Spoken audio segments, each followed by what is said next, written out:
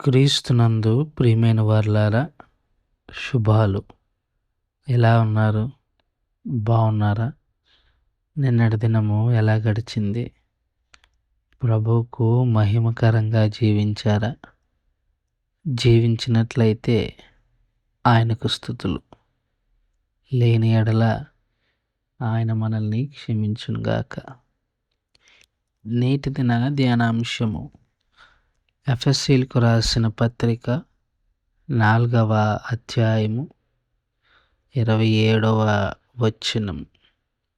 ఎఫెసీయులకు రాసిన పత్రిక 4వ అధ్యాయము 27, 28 వచనాలు. అపవాదికి చోటియకుడి, దొంగిలివాడు ఇక మీదట దొంగిలిక, అక్కరగలవానికి పంచిపెట్టుటకు వీలు కలుగు నిమిత్తము తన చేతులతో మంచి పని చేయుచు కష్టపడవలెను. దేవుని వాక్యాన్ని మన వినికిడిలో దీవించి ఆశీర్వదించునుగాక. మనందరికీ అన్నీ ఫ్రీగా కావాలి, అవును కదండి. కష్టపడటం ఇష్టం లేదు, మనకి ఇష్టం ఉండదు కూడా. కాలు మీద కాలేసుకొని కూర్చుంటాం, అన్నీ మన దగ్గరికి రావాలి. వస్తాయి, టీ వస్తాయి, అన్నం వస్తుంది, కానీ డబ్బులు రావు. అందుకని పెద్ద పెద్ద నీ చేతుల దగ్గరికి, నీ కాళ్ళ దగ్గరికి రావు. నువ్వు కష్టపడాలి. దేవుని వాక్యం అదే చెప్తుంది. తన చేతులతో మంచి పని చేయుచు కష్టపడవలెను. ఇక్కడ అంతర్లీనంగా ఒక మాట మనకు అనిపిస్తుంది. అదేంటంటే, కష్టపడని వాడు అపవాదికి చోటిచ్చిన వాడవుతాడు. ఇక్కడ అపవాదికి చోటియ్యకుడి అని ఉంది. ఆ తర్వాత కంటిన్యూషన్ వచ్చింది. అంటే కష్టపడకుండా ఉచితంగా అన్నీ కావాలి అని కోరుకునేవాడు అపవాదికి చోటిచ్చినవాడు. అర్థమవుతుందండి? నాకు అన్నీ కావాలి, నేనేం పని చేయను అని సోమరితనంతో ఉండేవానికి దేవుడు చెప్తున్న మాట, మీరు అపవాదికి చోటిస్తున్నారు. అదేమవుతుందంటే, కొంతకాలానికి కష్టపడే తత్వం అనేది మర్చిపోయి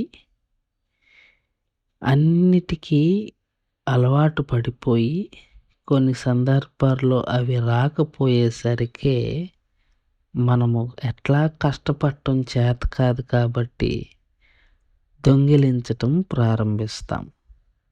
అది దేవుని నామానికి అవమానం. అందుకే సొలొమోను ముందే రాశాడు, ఎక్కువ ఇవ్వక తక్కువ ఇవ్వక, ఎక్కువ ఇస్తే నువ్వెవరో అంటాను, తక్కువ ఇస్తే దొంగిలించి నీ నామానికి అవమానకరంగా ఉంటాను అన్నాడు. కనుక పిల్లలకి నేర్పించండి, మనము నేర్చుకుందాం. ఏంటంటే, ఏదైనా కష్టపడి సంపాదించుకునేటట్టుగా. ఇక్కడ ఇంకొక మాట కూడా అన్నాడు.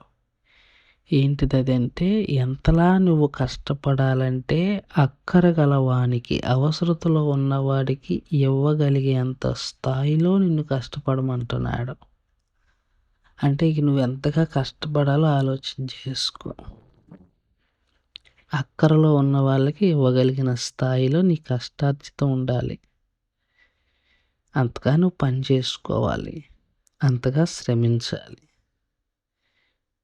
ఈ ఉదయకాల సమయంలో ప్రియమైన వారలారా, దేవుని వాక్యం వింటున్న మీరు, ఏ కాడికి వాళ్ళ దగ్గర వీళ్ళ దగ్గర తెచ్చుకుందామని కాదు, కష్టపడదాం.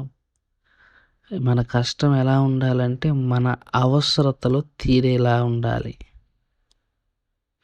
మన అవసరతలే కాదు, పక్కవారి అవసరతలు కూడా తీర్చేంత స్థాయిలో మన దగ్గర నిలవ ఉండాలి.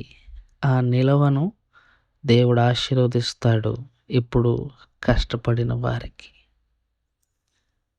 ఈ ఉదయకాల సమయంలో చిన్న పిల్లలకి అది నేర్పించండి. తల్లిదండ్రులు పిల్లలకి కష్టపడి ఏదైనా తెచ్చుకోవటం నేర్పించండి. అడిగింది ఇవ్వటం మనకిష్టం, కాదనటం లేదు. బట్ ఇవ్వాలి. కాతే అది ఇవ్వటానికి ముందు ఒక షరతు పెట్టండి. నీకు కావాలా ఇది? అయితే నువ్వు ఆ పని చెయ్యి. అంటే let him earn what he wants. తనకి ఏం కావాలన్నది తను సంపాదించుకునేలాగా మీరు వారికి నేర్పించండి. అంటే వారికి అర్థమవుతుంది ఏది ఉచితంగా రాదు అని. అదే ఆ బంగారు నగలోడు గుండోడు అంటాడు కదా, డబ్బులు ఊరికే రావు అని.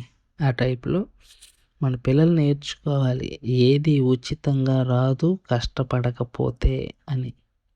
కష్టపడి ఆ తర్వాత దేవుని చిత్తానికి మనం లోబడాలి. అల్టిమేట్గా దేవుడు ఇవ్వాలి, అది నేను కాదనుకోలేదు.